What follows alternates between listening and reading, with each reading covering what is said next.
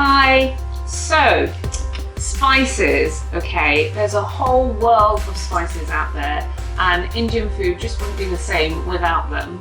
And one of the questions I get asked a lot is about what spices do I need to cook Indian food?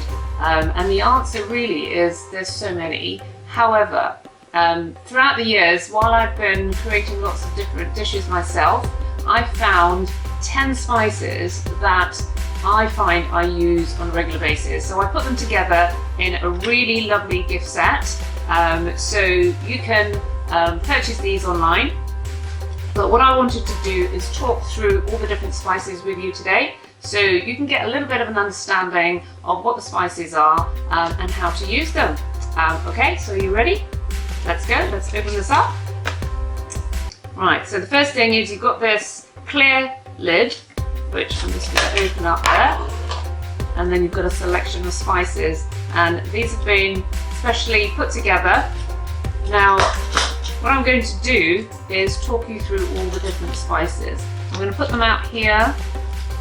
You can have a look and we'll start. Okay, so while I do it, I'll open them up. So start off with the garam masala. Okay, now this spice is really quite unusual because there's no two recipes of garam masala that are going to be exactly the same. They vary so much, but essentially they are a selection of whole spices which have been ground together. Now, a lot of times my students, when I open the lid of spices, they say, oh wow, it smells like Christmas.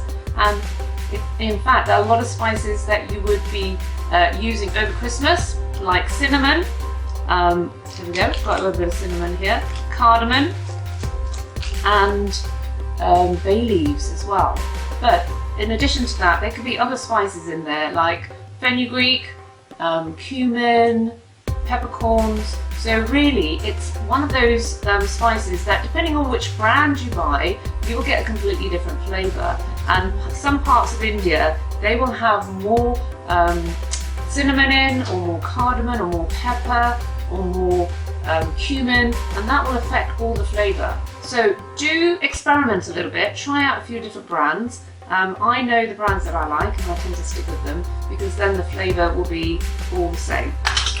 Okay, so that's the one in the middle. I usually put that in the middle because with my cooking I don't use an awful lot of garam masala. I use it very sparingly because it's quite a strong spice. The word garam masala actually means hot spice. So garam means hot and the masala is spice.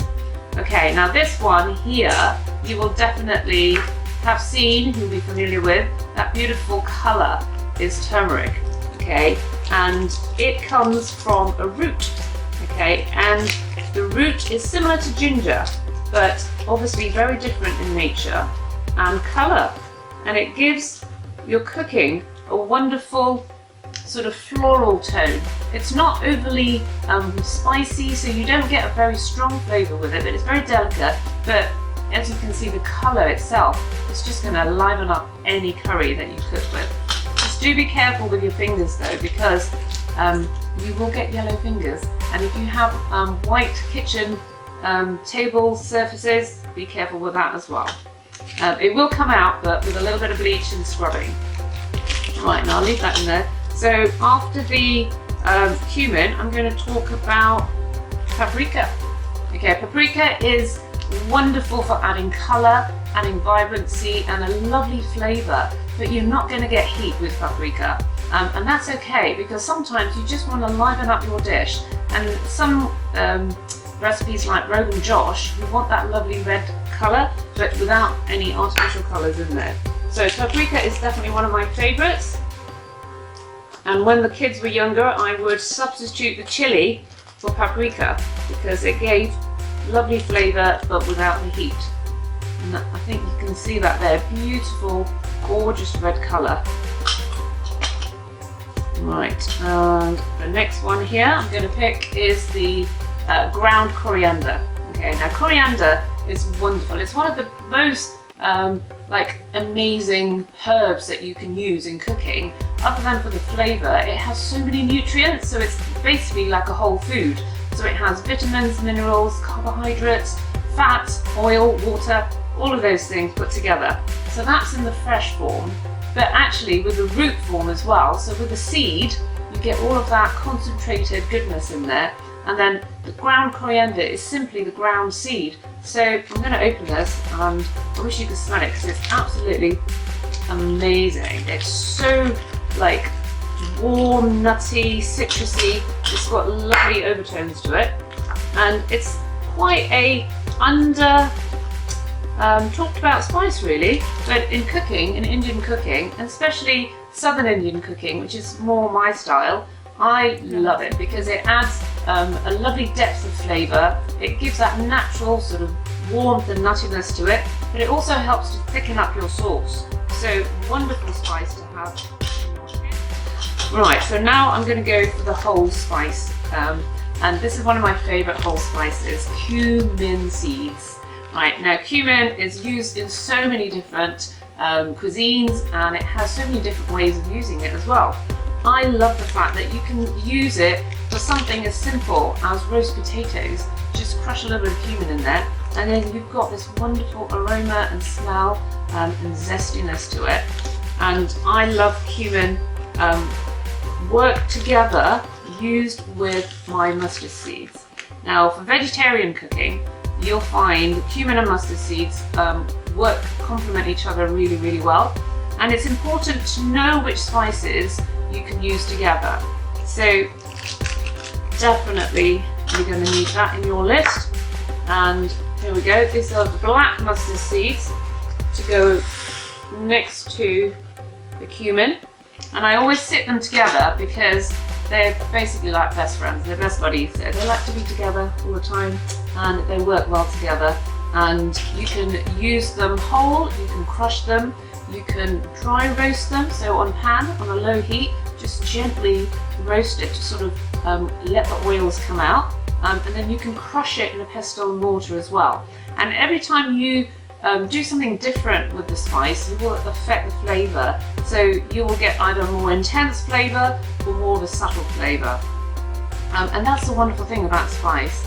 You know, there's so many different ways of using the same spices, and you'll get a completely different result. Right, okay, so what curry is complete without chili powder, honestly? Chili is probably one of the most talked about spices when you talk about Indian food, because people always think Indian food is hot, and very often it is, but not always. So chili adds colour as well as flavour, and it has a special component to it which releases the endorphins in our brain, which makes us happy. So it's also known as the happy spice, and it also can be a bit addictive. So you'll find if you start using a lot of chili in your cooking, you'll start adding a little bit more and a little bit more. All those chili addicts out there, that's the reason. Okay, and again, beautiful colouring in there.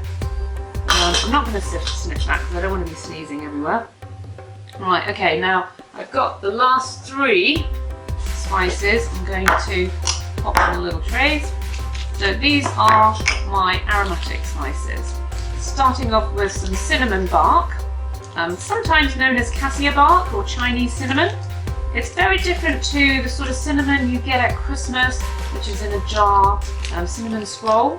It's more intense, and I think the flavours are a lot more sweeter and more cinnamony. But honestly, it is so lovely to cook with. You can keep it whole, and I'm going to snip. Oh, beautiful. You can keep it just like this and cook it in whole, but then remove it before you serve up. Or you can grind it in a really good quality spice grinder and get freshly ground cinnamon to add to give that sweetness, that aroma, that real luxury, especially at Christmas time. Cinnamon goes so well with so many different things.